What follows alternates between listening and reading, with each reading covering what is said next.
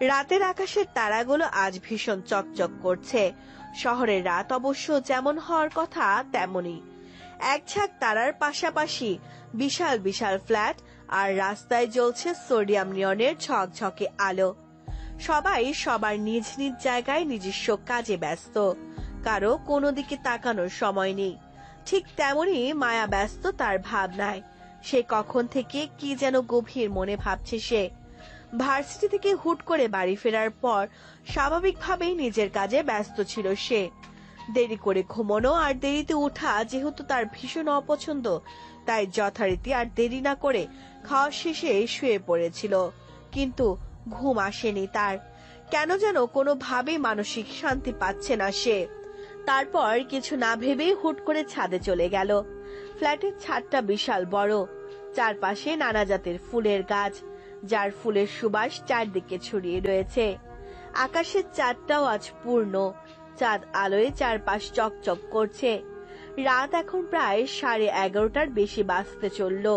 পুরো ছাদটায় মায়া একা, কোথাও কেউ নেই। দেয়ালের সাথে হেলান দিয়ে আকাশের চাঁদ তারা দেখছে, আর কখন থেকে কি যেন ভেবেই চলেছে। তার চেহারা বা অঙ্গভঙ্গিতে কোনো পরিবর্তন নেই, শুধু ভেবেই চলেছে। রুমে এসে সাদাফ আর সিক্ত দেখে তিহান এখনো ফেরেনি। তাদের আর বুঝতে বাকি রইল না আজ সে আর ফিরবে না। হয়তো কোথাও গিয়ে আজ আড্ডা জমাবে মেয়েদের সাথে। সাদাফ আর সিক্ত পার্ক থেকে সরাসরি বাসায় না ফিরে শপিং মলে গিয়েছিল। অবশ্য সিক্তকে জোর করে শপিং মলে নিয়ে গিয়েছিল সাদাফ, কারণ সাদাফ চেয়েছিল সিক্ত যেন মায়াকে কোনো কিছু গিফট দিয়ে নিজের ভুলটা স্বীকার করে। যেহেতু সিক্ত সরি বলতে নারাজ, কিন্তু এতেও তেমন কোনো লাভ হয়নি। সিক্ত পুরো টাইমটা সাদাফকে নিয়ে পুরো শপিং মল ঘুরলেও শেষে সাদাফকে বলে তার মায়াকে দেওয়ার মতো কিছুই পছন্দ হয়নি। সাদাফ এতে প্রচন্ড অবাক হয়, আর তার মনে হচ্ছিল সিক্ত ইচ্ছে করে এমন করছে সাদাফকে হেনস্থা করার জন্য। কিন্তু সে কিছুই না বলে সিক্তর সাথে বাসায় ফিরে আসে, আর যে কারণে তাদের বাসায় ফিরতে দেরি হয়ে যায়। এরপর তারা দুজনে খাওয়া শেষ করে। তখনই সাদাফ মায়ের সাথে কথা বলার ব্যাপারে বলাতে সে না করে দেয়। সে নিজেই পরে মায়ের সাথে কথা বলে নেবে, এই বলে সাদাফকে ঘুমোতে বলে, আর সে নিজেও শুয়ে পড়ে। সাদাফও কিছুটা মায়ের মতো পাংচুয়াল, তাই সে তাড়াতাড়ি ঘুমিয়ে পড়ে। কিন্তু এদিকে সিক্ত ঘুমাতে পারে না। সারাক্ষণ সাদাফের সাথে থাকাতে সেভাবে কোনো কিছু ফিল না করলেও এখন যেন তার প্রচন্ড গিল্টি ফিল হচ্ছে। সে কখনো মেয়েদের সাথে অতি প্রয়োজন ছাড়া যেহেতু কথাই বলেনি, সেখানে ঝগড়া বা এত বাজে বিহেভিয়ার তো প্রশ্নই ওঠে না। হয় সে সবকিছু ইগনোর করেছে, তো না হলে সে তার নিজস্ব ওয়েতে সবকিছু সমাধান করেছে। কিন্তু মায়ের সাথে তার যা হয়েছে সেটা হয়তো আজ প্রথমই। সে কেন যে এমনটা করেছে সে নিজে বুঝতে পারছে না, তাই প্রচন্ড রকমের অস্বস্তি হচ্ছিল। তাই আর ঘুমোতে না পেরে ছাদে যাওয়ার সিদ্ধান্ত নিল। রাতের বেলায় যখনই সিক্তর মাঝে মধ্যে রিফ্রেশমেন্ট অথবা মাইন্ড সেট আপ করার প্রয়োজন মনে হয়, সে ছাদে চলে যায়, সেটা যত রাতই হোক না কেন। এই ফ্ল্যাটগুলোর ছাদে সচরাচর কেউ তেমন ওঠে না, কারো তেমন প্রয়োজনই পড়ে না। সবাই আজ কৃত্রিম দুনিয়ায় হারিয়ে, কারো আর এই প্রকৃতির মাঝে হারিয়ে যাওয়ার সময়টুকুই নেই। তাই কোনো কিছু না ভেবে সে সোজা ছাদে চলে গেল। তার জানা মতে এই সময় কেউই ছাদে আসবে না, কারণ সে যখনই ছাদে যেত কখনই কাউকে চোখে পড়তো না। তাই দেরি না করে সাদাফকে দেখতে গেল। সে দেখতে পায় সাদাফ গভীর ঘুমে আছে, আর এটা দেখে সে দরজাটা আস্তে করে খুলে বের হয়ে দরজাটা চাপিয়ে দিল। এরপর লিফটে উঠে ছাদের ফ্লোরটা সিলেক্ট করলো। ছাদের ফ্লোরে আসার পর লিফট থেকে বের হয়ে যখনই সামনের দিকে পা বাড়াবে তখনই তার পা হঠাৎ থেমে যায়। ছাদ থেকে কোনো মেয়ের গলার আওয়াজ আসছে, কোনো মেয়ে হয়তো গান গাইছে। আর একটু কাছে এগিয়ে যেতে সে দূরে দেয়ালের সাথে দাঁড়িয়ে থাকা একটা মেয়ের ছায়া দেখতে পায়, যে আকাশের দিকে তাকিয়ে গান গাইছে। মুখটা দেখা যাচ্ছে না, কারণ মুখটার সামনের দিকে, তাই সিক্ত শুধু মেয়েটার পেছন পাশটাই দেখতে পাচ্ছিল। মেয়েটা দূরে দাঁড়িয়ে থাকা মেয়েটার গাওয়া গানটাও ঠিক বোঝা যাচ্ছিল না, তাই আরেকটু সামনে পা বাড়াতে শুনতে পায়।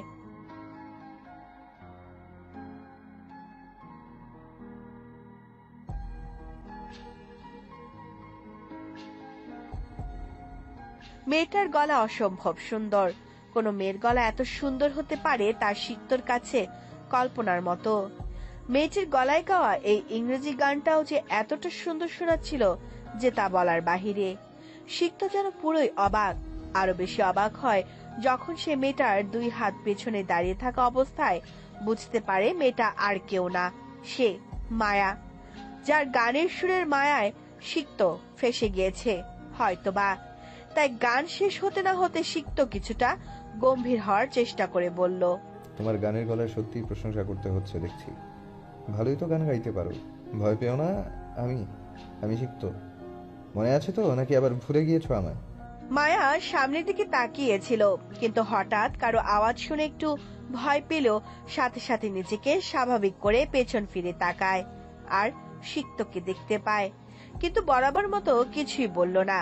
তখন সিক্ত নিজেই বলতে লাগলো, তোমার প্রশংসা করলাম, আমি কিছু বললেই এভাবে তাকিয়ে থাকো কেন সব সময় আমার মুখের দিকে? আমি জানি আমি অনেক হ্যান্ডসাম, সব মেয়েরাই বলে সেরকম, তুমিও বললেও তো হয়। এত অ্যাটিটিউড দেখানোর কি আছে? নাকি কথা বলতে পারো না?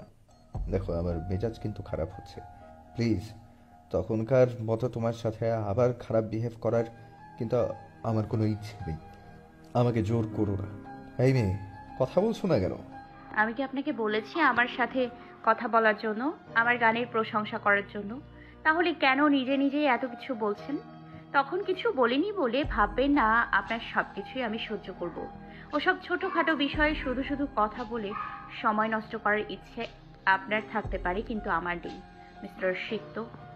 এক নিঃশ্বাসে কথাটা বলে শেষ করলো মায়া। সাথে গলার সুরে ছিল হালকা ঝাঁজ, কিন্তু বরাবরের মতো সে একদম স্বাভাবিক, যেন তার শুধু সুরই পরিবর্তন হতে পারে, কিন্তু কোনো সিচুয়েশনে সে নিজে পরিবর্তন হতে রাজি নয়।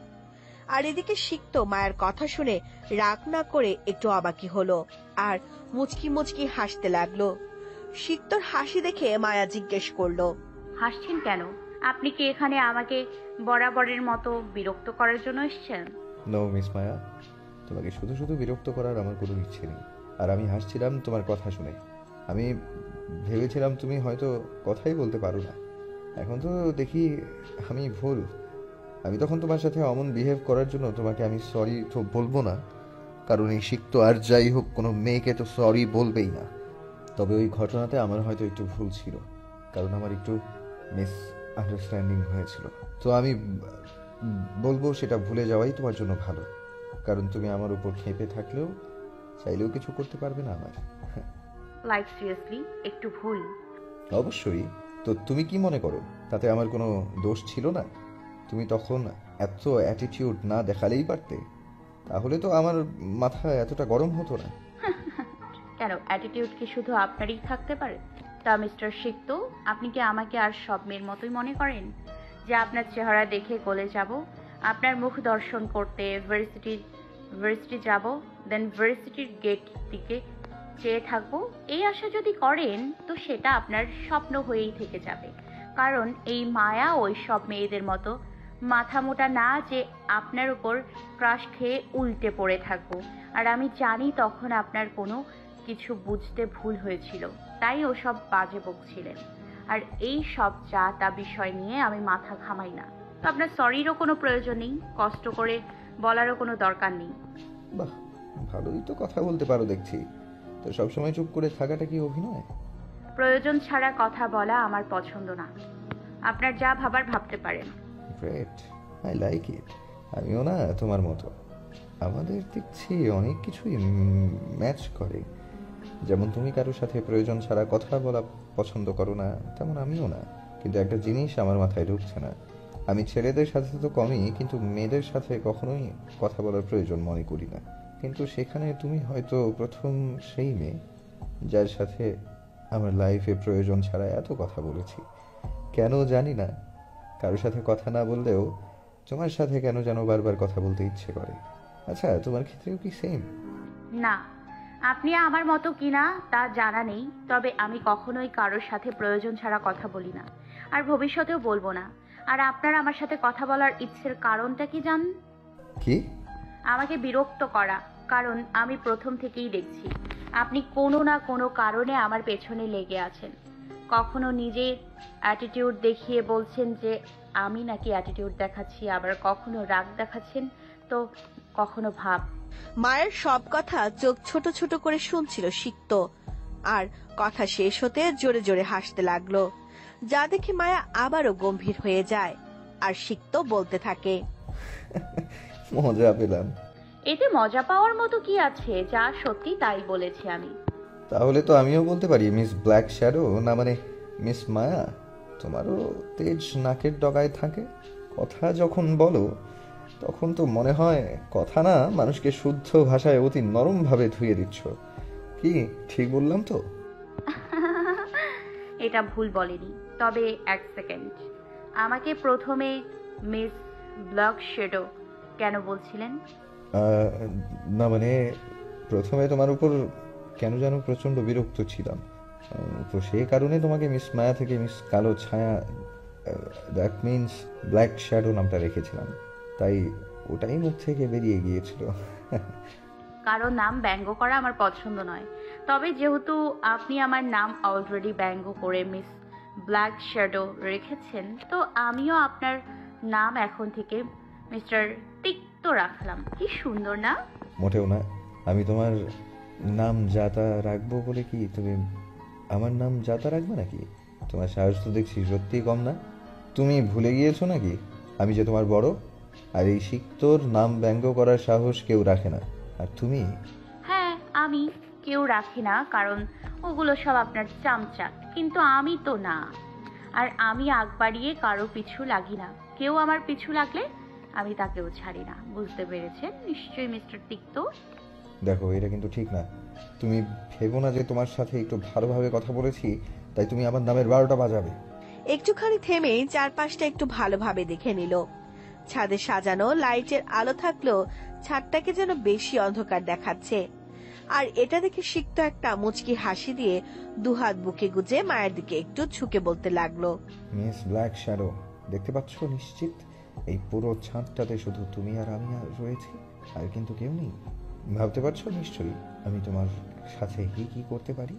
না মানে একটা ছেলে আর একটা মেয়ে মধ্যরাতে ছাদের উপর যে কোনো কিছুই হতে পারে, তাই না? সিক্ত কথাটা মূলত মায়াকে ভয় দেখাতেই বলেছিল, কিন্তু মায়ের রিয়াকশনে সিক্ত পুরোই অবাক। কারণ সিক্ত ভেবেছিল মায়া হয়তো একটু ভয় পাবে, কিন্তু তা না হয়ে মায়া একটা মুচকি হাসি হেসে ঠিক হয়ে সিক্তর স্টাইলে বুকে হাত গুজে সিক্তর দিকে কিছুটা ঝুঁকে বলতে লাগলো, হ্যালো বন্ধুরা, পরবর্তী পার্ট খুব তাড়াতাড়ি আসবে, তো সবাই অপেক্ষায় থাকো।